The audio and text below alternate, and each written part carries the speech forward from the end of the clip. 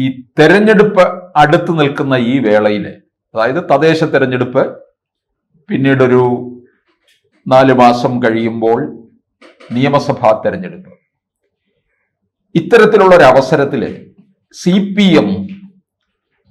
M ആയാലും C P M നയിക്കുന്ന മുന്നണി, പ്രത്യേകിച്ച് സി പി എം മുൻകാലങ്ങളിലൊന്നും ഉണ്ടാകാത്ത തരത്തിലുള്ള ഒരു പ്രതിസന്ധിയിൽ, ഒരു പ്രതിരോധത്തിൽ പെട്ട് നിൽക്കുകയാണ്. അവർക്ക് ഇതിനെ തരണം ചെയ്യാൻ കഴിയാത്ത ഒരവസ്ഥയിലേക്ക് പോവുകയാണ്. സി പി എമ്മിനെ സംബന്ധിച്ചിടത്തോളം മുൻകാലങ്ങളിലൊന്നും ഇത്തരത്തിൽ ഉണ്ടായിട്ടില്ല. ചെറിയ രീതിയിലൊക്കെ ഉണ്ടായിട്ടുണ്ട്.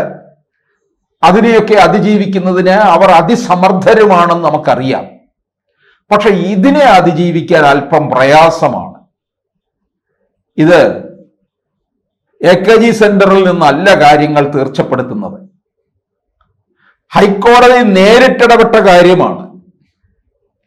തിരുവിതാംകൂർ ദേവസ്വം ബോർഡ് CPM ഉണ്ടാക്കി വെച്ചിരിക്കുന്ന വിനയാണ്. തിരുവിതാംകൂർ ദേവസ്വം ബോർഡ് എന്ന് പറയുമ്പോൾ ദേവസ്വം ബോർഡിലുള്ളവരെല്ലാമല്ല, ദേവസ്വം ബോർഡിന്റെ ഉയർന്ന സ്ഥാനങ്ങളിൽ ഇരുന്ന് ശബരിമലയിൽ വൻ കവർച്ച നടത്തിയവർ കാരണമാണ് CPM പ്രതിരോധത്തിലായിരിക്കുന്നത്. അതിന് എന്തായാലും പാർട്ടി തലത്തിൽ നിന്നുള്ള ഒരു പിൻബലവും കൂടി ഉണ്ട് എന്നുള്ളത് വ്യക്തമാണ്. MV ഗോവിന്ദൻ പറയുന്നുണ്ട്, ആരും രക്ഷപ്പെടില്ല, എല്ലാവരെയും അവരവരുടേതായ വഴിക്ക് തന്നെ ആ രീതിയിൽ തന്നെ പോകും എന്ന്. ഈ പറച്ചിലാണെങ്കിൽ പോലും പാർട്ടിയിൽ ഇപ്പോൾ രാപ്പകൽ ഇതിനെക്കുറിച്ചുള്ള ചർച്ചയും ചിന്തകളുമാണ് നടന്നുകൊണ്ടിരിക്കുന്നത്. കാരണം എന്ത് പറയും ജനത്തിന്റെ അടുക്കൽ? തദ്ദേശ തെരഞ്ഞെടുപ്പില് ഓരോ വാർഡുകളിലും ജനപ്രതിനിധികൾ വീടുകളിൽ കയറി ഇറങ്ങുമ്പോൾ എന്താണ് വിശദീകരിക്കുക? ശബരിമലയെ മുഴുവൻ വൻ കവർച്ച നടത്തിയ CPM എന്നുള്ള രീതിയിലാണ് ഇപ്പോൾ പാർട്ടി പെട്ടു നിൽക്കുന്നത്. ഇപ്പോൾ ഏറ്റവും അവസാനം വന്ന് ദേവസ്വം ബോർഡിന്റെ മുൻ കമ്മീഷണറും മുൻ പ്രസിഡന്റുമായിരുന്ന വാസുവാണ് അറസ്റ്റിലായിരിക്കുന്നത്. വാസുവിൽ കൊണ്ട് അവസാനിക്കുന്നില്ല.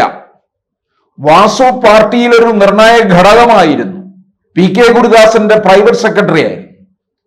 കാര്യങ്ങൾ മുഴുവൻ നിയന്ത്രിച്ചു കൊണ്ടിരുന്ന ഒരാളായിരുന്നു. ദേവസ്വം കമ്മീഷണർ ആയിരിക്കെ ദേവസ്വം ബോർഡിനെയും ശബരിമലയെയും മുഴുവൻ ഒന്നടങ്കം ഭരിച്ചു. അന്ന് പത്മകുമാറിനെ ഒരു നോക്കുകുത്തിയായിട്ട് നിർത്തിയിരുന്നു എന്നുള്ളതാണ്. അന്ന് പത്മകുമാർ പ്രസിഡന്റാണ്. പത്മകുമാറും പാർട്ടിയും തമ്മിൽ ഒരു ചെറിയ യുവതീ പ്രവേശ വിഷയത്തിൽ ഒരല്പം ഒരു ഇടർച്ച ഉണ്ടാവുകയും ചെയ്തു.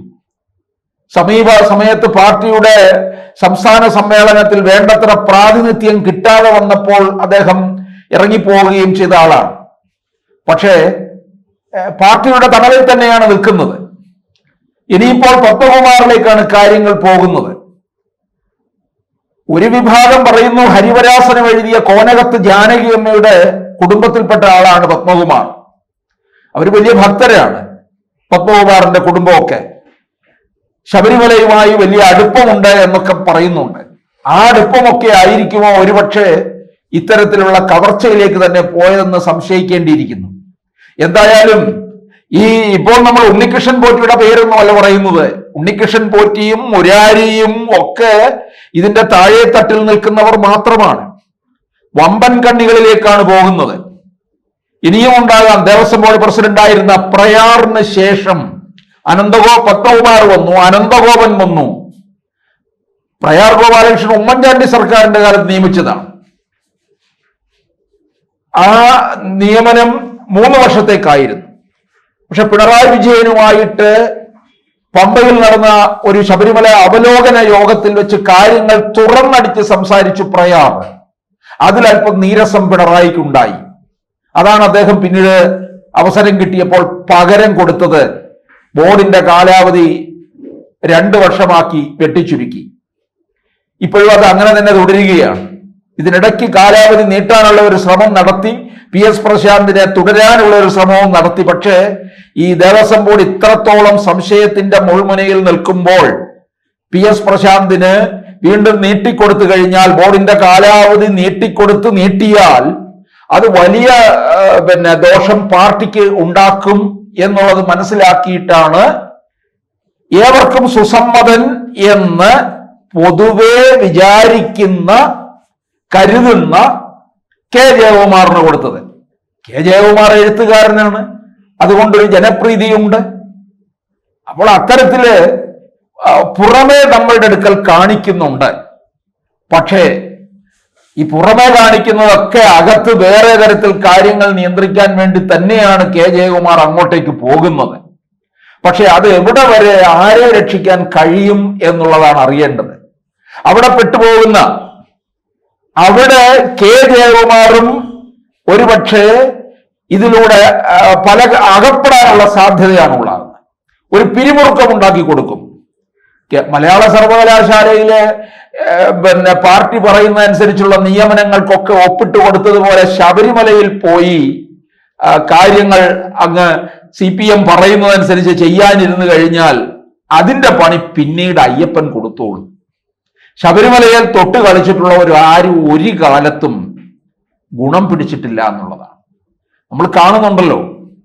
ശബരിമല യുവതീ പ്രവേശ വിഷയത്തിൽ ഒത്താശ ചെയ്തു കൊടുത്ത പലരെയും പല തരത്തിൽ അവർക്ക് ശാരീരികമായ പ്രശ്നങ്ങൾ തന്നെ ഉണ്ടായി.